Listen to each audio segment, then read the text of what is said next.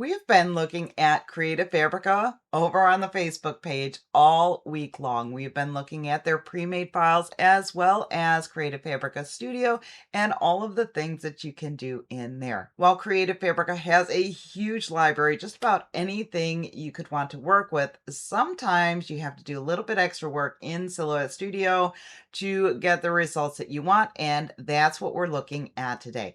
Pretty much taking a PNG image and turning it into a cut file that will work for paper or vinyl or whatever you want to cut.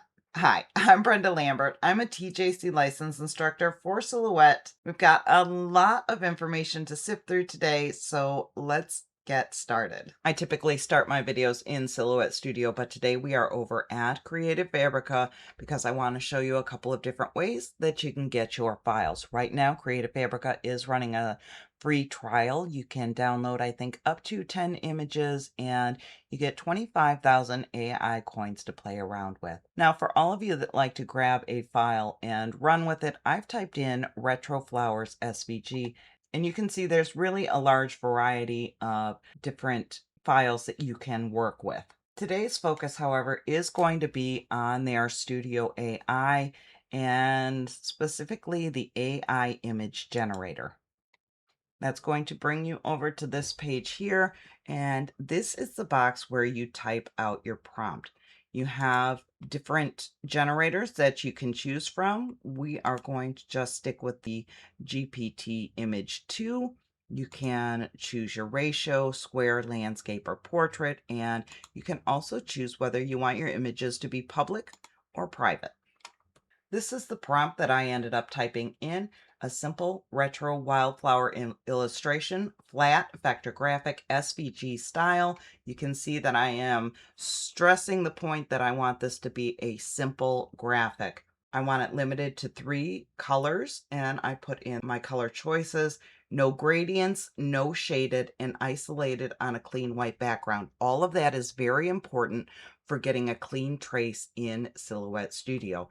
This is the image that it generated for me, and I can simply click on download and save this file. These images do download as PNGs, so we're going to go up to File in Silhouette Studio, click on Merge, and bring in our image that we just created. We will be using 2 main panels today, and if you go over to your preferences, this is going to make your life a lot easier. Go to defaults and scroll all the way down to the bottom and make sure your panel mode is in flexible panel mode. That's going to allow you to open up your trace panel, and we can slide that over to the side a little bit here.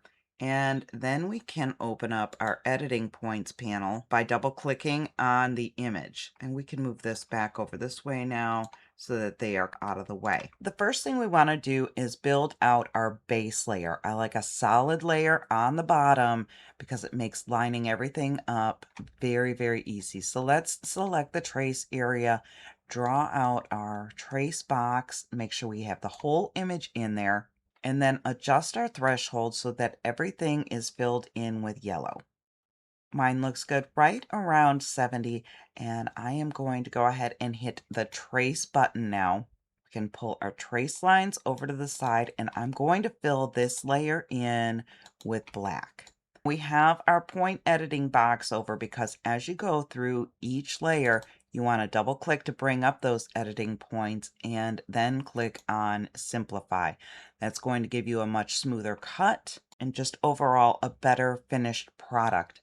Now let's move over to trace by color for the next steps. I'm going to grab my eyedropper here and click on any one of the colors. I'm going to start with orange, and you can see just this one petal is filling in.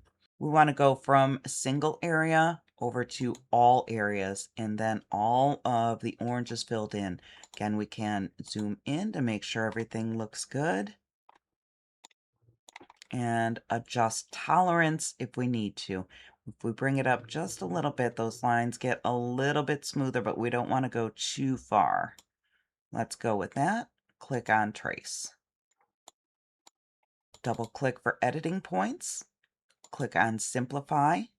Select our orange flowers, come up to the color fill, And I like to use my eyedropper so that I get the exact color fill.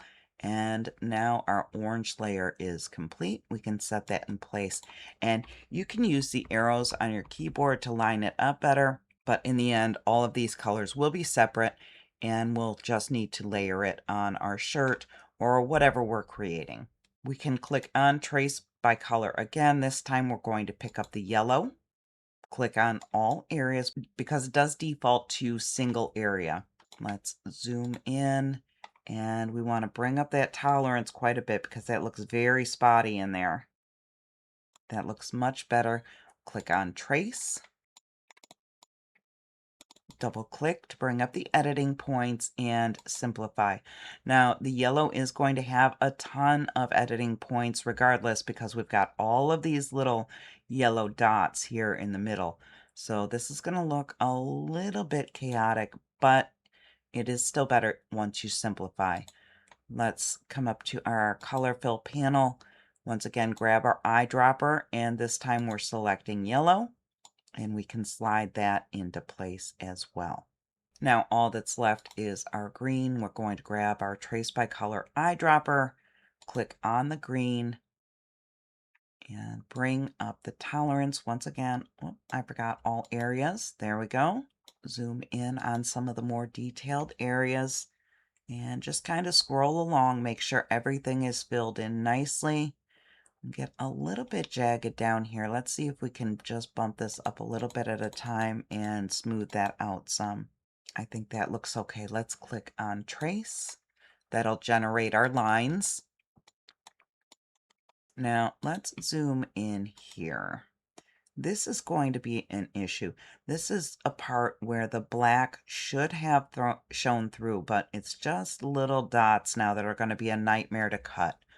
Let's fit this back to the window and delete this trace and try again. We brought our threshold up a little bit too much on that.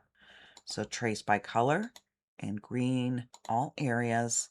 And this time we're going to zoom in where we were having that issue and make sure that we get a good fill, but not too much. Now we know more what we're looking for. We can inspect the trace before we click on Trace. I think all of that looks really good. Let's go ahead and trace. Double click for editing points and simplify. Grab the eyedropper so we can select the exact fill color, and we can set this layer in place as well. We can select all of our pieces, right click and group so nothing gets knocked out of place, and we can bring this over and compare. Now at this point we do have our cut lines set to red. If that's throwing off the look some, or if it bothers you, you can come up to this color palette here. This is the line color, and you can select no color. And now you can see a little bit better how closely these actually are to each other. Let's ungroup and separate our pieces here. At this size, it can be cut on one mat. You just need your 4 different vinyl colors set in the 4 corners.